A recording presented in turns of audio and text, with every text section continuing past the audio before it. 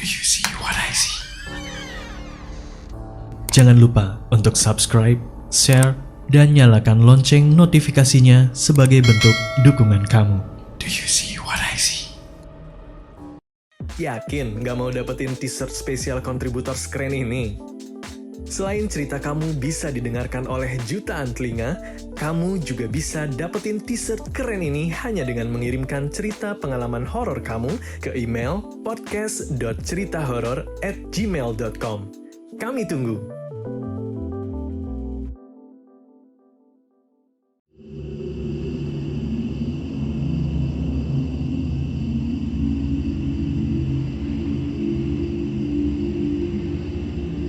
Kali ini masih cerita dari daerah Slogohimo, Wonogiri. Sebut saja dia Slamet, bukan nama yang sebenarnya.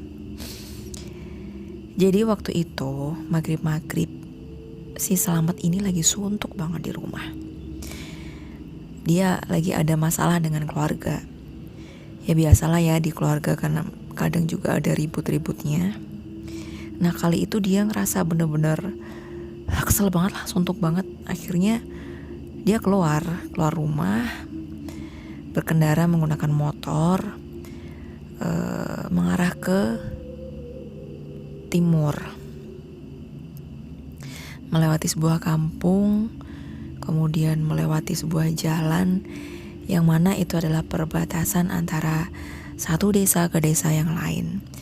Dan setelahnya ada jembatan, terus ada saluran irigasi kecil gitu di situ. Nah, di situ juga ada pohon trembesi gede banget.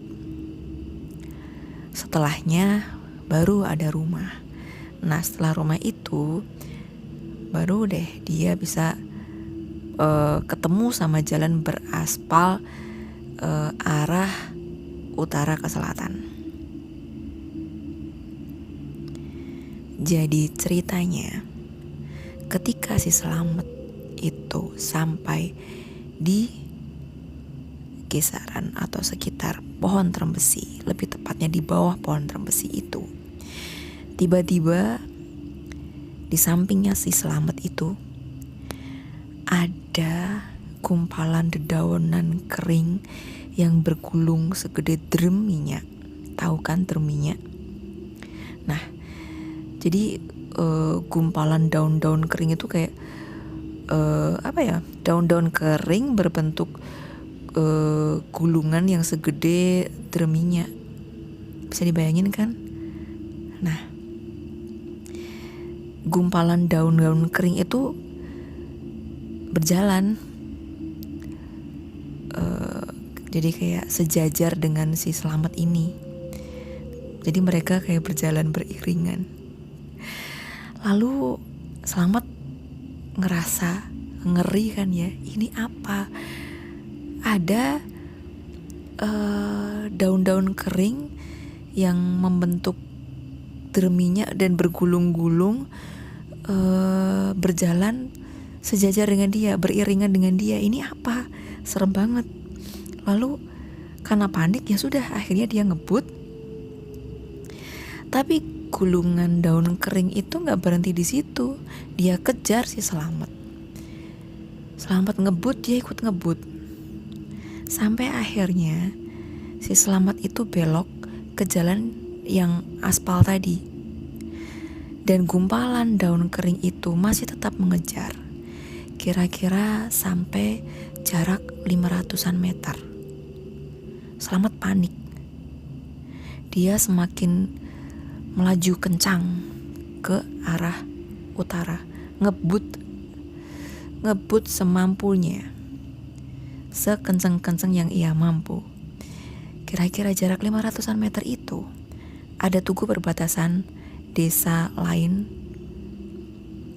Jadi jembatan gede tadi jembatan gede tadi kan, jembatan besar itu kan tadi kan perbatasan juga, dan ini ketemu perbatasan lagi gitu.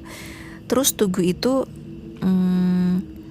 batasan daratnya gitu. Kalau tadi kan jembatan itu kan ada sungainya, nah itu ada perbatasan daratnya gitu kan. Nah di situ tadi gulungan daun kering tadi tahu-tahu lenyap, hilang, gak berbekas. Suasana seketika menjadi hening, sepi. Penerangan kala itu juga sangat kurang, karena ini kejadian sudah terjadi 17 tahun yang lalu, sudah sangat lama. Setelah itu Selamat berhenti. Dia menghentikan motornya, dia melihat ke sekelilingnya. Lalu karena sudah merasa aman, akhirnya Selamat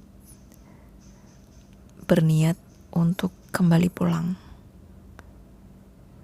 Balik ke arah selatan. Nah, di tugu perbatasan itu, Selamat kayak dijemput lagi sama gumpalan daun kering tadi. Tapi Selamat tetap nekat. Dia ngebut sebisanya. Tapi gumpalan daun kering itu juga masih mengikutinya. Diikuti kemana sih Selamat pergi. Selamat kenceng, dia juga kenceng. Untungnya sampai di arah selatan sudah ada beberapa orang yang nongkrong di depan rumahnya. Kebetulan dia kenal dengan 2 orang yang sedang nongkrong di situ. Selamat berhenti, dan daun-daun kering yang gumpalan daun-daun kering tadi ikut menghilang seketika. Salah satu temannya yang tadi nongkrong, sebut saja dia Adi, mendekat, kemudian memegang tangan si Selamat. "Kamu kenapa?" kata si Adi. "Hah? Tanganmu kok dingin banget?" tanyanya lagi. Lalu si Selamat tadi cerita kalau tadi dia dikejar sama gumpalan daun kering yang segede liter minyak.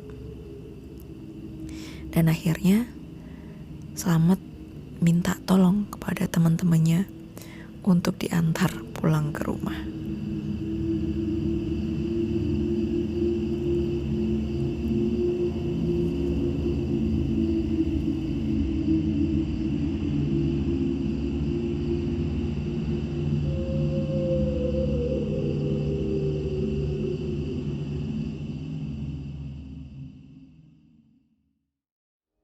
Kamu juga punya pengalaman horor? Kirim cerita kamu ke alamat berikut.